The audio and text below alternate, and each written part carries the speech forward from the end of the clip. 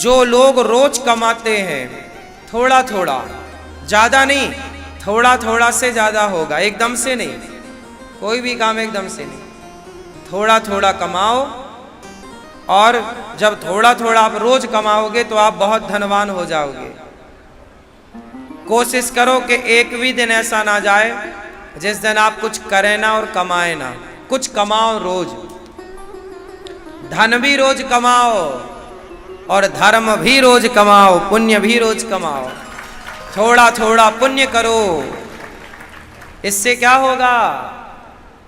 थोड़ा थोड़ा एक एक बूंद से घड़ा भरता है तो एक एक बूंद से पुण्य भी भर जाता है। हम पुण्यात्मा जरा जरा सा पुण्य रोज करें। और थोड़ा थोड़ा पाप करने से व्यक्ति पापी हो जाता है, थोड़ा थोड़ा पुण्य करने से व्यक्ति पुण्यात्मा हो जाता है, थोड़ा थोड़ा कमाने से धनवान हो जाता है, थोड़ा थोड़ा पढ़ने से विद्वान हो जाता है। देखो, ज्यादा नहीं, थोड़ा। एक बात रोज सीखो, एक अच्छी बात रोज सीखो और एक बात रोज जीवन में उतारो, अच्छी बात। अपने लिए एक बढ़िया सी प्लानिंग करो, अपने परिवार के लिए, आप अपने लिए एक ऐसी प्लानिंग करके एक ऐसा मैप तैयार करो आप लोग। अच्छा, आप लोगों ने अपने भविष्य की कोई प्लानिंग करी कि नहीं? नहीं? कोरोना आया था ना, तो बहुत लोगों के घर का आटा खत्म हो गया था। क्यों जी, बात सही है? बहुत लोगों के घर की गैस खत्म हो गई थी, सही है? बहुत लोगों के घर का नमक खत्म हो गया था, हाँ या ना? तेल मसाला खत्म हो गया, सही है? हाँ या ना? एक सुंदर प्लानिंग करना चाहिए। कैसी प्लानिंग? कि कल को यदि हमारे देश में ऐसी स्थिति आई, क्या उस स्थिति के लिए आप रेडी हैं?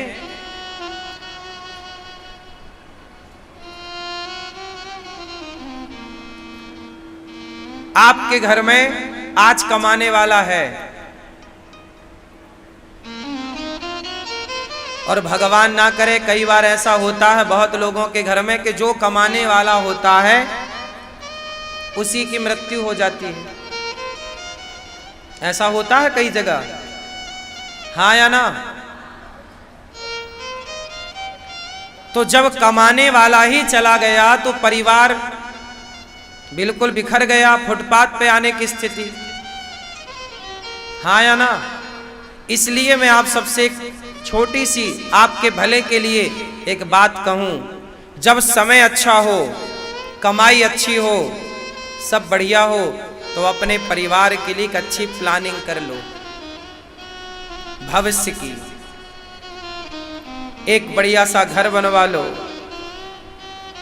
एक छोटा मोटा प्लॉट लेके डाल दो, मुसीबत में काम आती हैं प्रॉपर्टियां, हाँ या ना?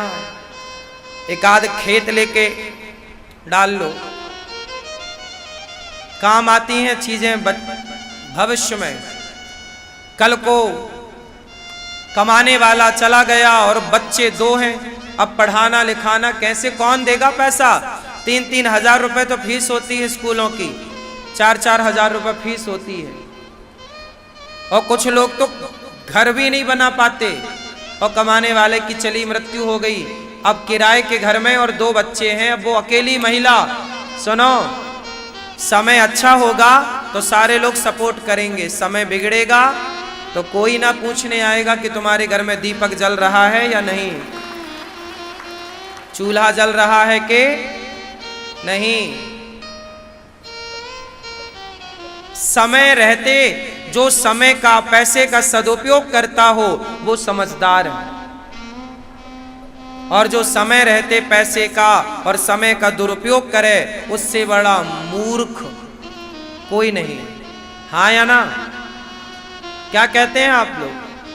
कितने लोग सहमत हैं मेरी बात से? समय रहते एक अच्छी प्लानिंग कर लेनी चाहिए। बोलो हाँ। समय का भरोसा, अच्छी प्लानिंग करो, अपने लिए अच्छा सोचो। आप ये सोचो कि आपके शराब पीने से आपका क्या फायदा है। हर शराब पीने वाले आदमी से मैं प्रार्थना करता हूं, बस आप ये बताओ मुझे कि आपके शराब पीने से आपका क्या फायदा है।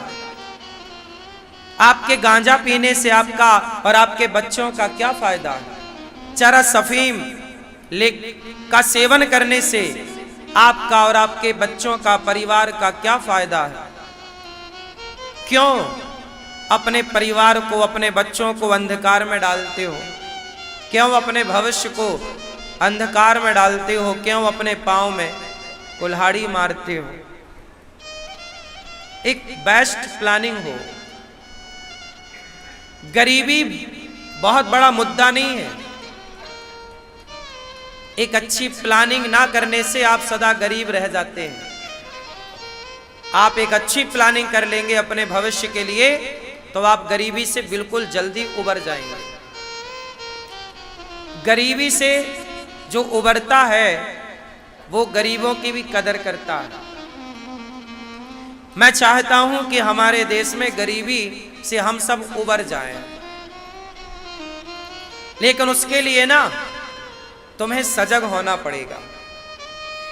व्यक्ति, जो लोग अपने एक एक रुपए का सदुपयोग करते हैं वो कभी पैसों के मोहताज होते ही नहीं हैं। वो कभी किसी चीज के मोहताज नहीं होते, क्योंकि वो अपने धन का सदुपयोग करते हैं। बर्बाद वो हो जाते हैं जो दुरुपयोग करते हैं। और पुरुषों से एक बात कह दूं, जो कमाया करो अपने खाते में ही रखा करो।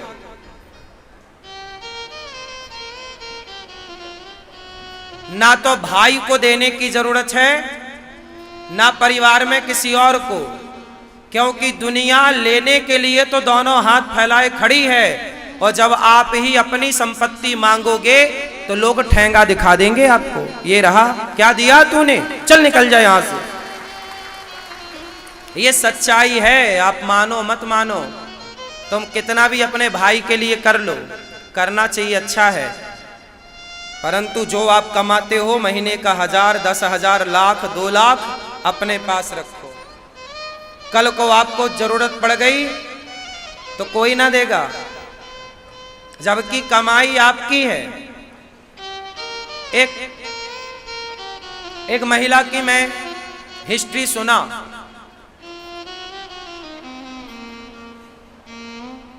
तो उसने बताया, एक महिला थी, वो सरकारी जॉब करती थी, सरकारी कर्मचारी, अच्छा खासा 70-80 हजार रुपये महीना कमाती थी वो।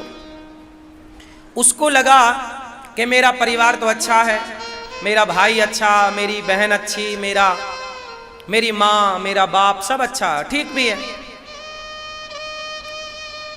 उसने कमाया और कमा कमा करके सारी उसके घर में उसके भाई के नाम पे 4 एकड़ जमीन, उसकी बहन के नाम पे 2 एकड़ जमीन, सबकी जमीन जायदाद हो गई। फिर हुआ उसको जरूरत पड़ी किसी काम को। अब उसने अपने लिए कुछ प्लान किया होगा, तो उसने अपने लोगों से मांगा कि भाई जो पैसा है वो दे दो। बोले कहाँ पैसा है? बोले जमीन आ गई है। बोले जमीन किसके नाम पे? बोले उनके नाम पे, तुम्हारे नाम पे कुछ नहीं। ऐसा होता है। तुम ज्यादा, गन्ना बहुत मीठा होता है, इसलिए कोल्हू में पेरा जाता है। जो ज्यादा मीठा होता है वो अपना नाश कराता है। देखो तो मीठे गन्ने को कोल्हू में पेरा जाता है। इसलिए हम आपसे सिर्फ इतना कहते हैं, अपनी कमाई अपने बैंक में रखो। आप जो भी चीजें खरीदो अपने नाम पे करो, वरना दुनिया लोन आपके नाम पे देती है, वस्तुएं अपने नाम पे कर लेती है। ऐसे ही होता है, चुकाओ तुम, मौज उड़ाएंगे वो। कोई भी कैसा भी हो सकता है आज के युग में। आज के युग में पैसे के लिए कोई भी बेईमान हो सकता है। 1% छोड़ दो आप अच्छे लोगों को, हाँ या ना। आजकल पैसे के लिए वो ईमानदारी वाला जमाना सतयुग चला गया, जहां राम जैसे भाई होते थे। चला गया त्रेता द्वापर, अब तो कलयुग है। अब तो भाई भी पैसे के लिए भाई का मर्डर कर देता है। अब तो बेटा भी पैसे के लिए बाप का मर्डर कर देता है। आजकल तो माँ भी बच्चे को मार डालती है, हाँ या ना। क्या नहीं हो रहा है इस युग में। इसलिए जो कमाओ किसके पास? अपने पास। और आपकी पत्नी अच्छी है तो फिर पत्नी को दो।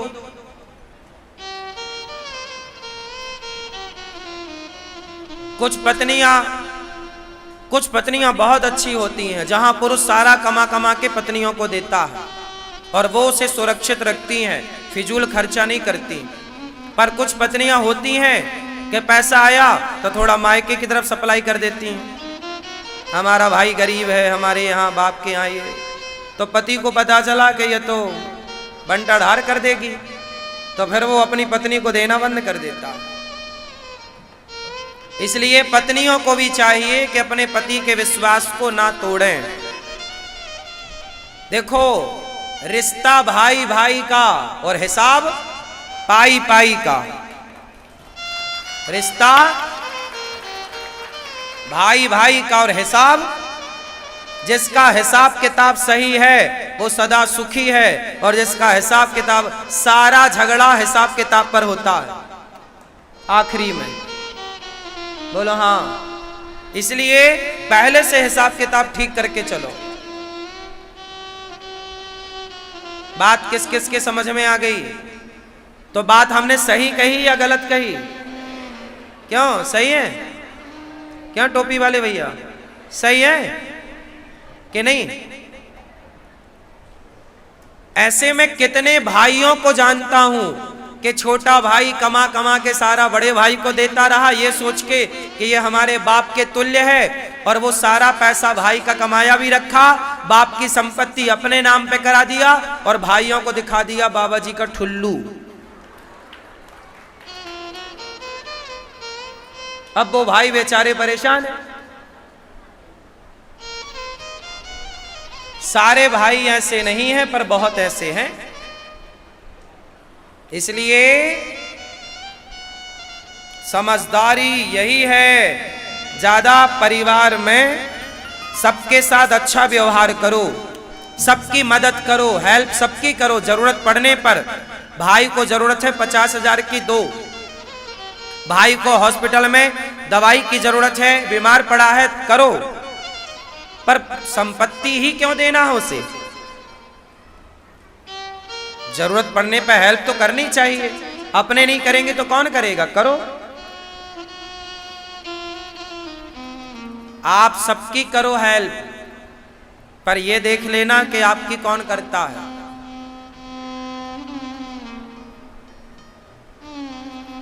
इसलिए मुसीबत आना जरूरी होती है। मुसीबत इसलिए भगवान देते हैं कि पता लग जाए कि कौन अपने हैं और कौन पराये हैं। इसलिए ईश्वर एक बार मुसीबत में डालते हैं,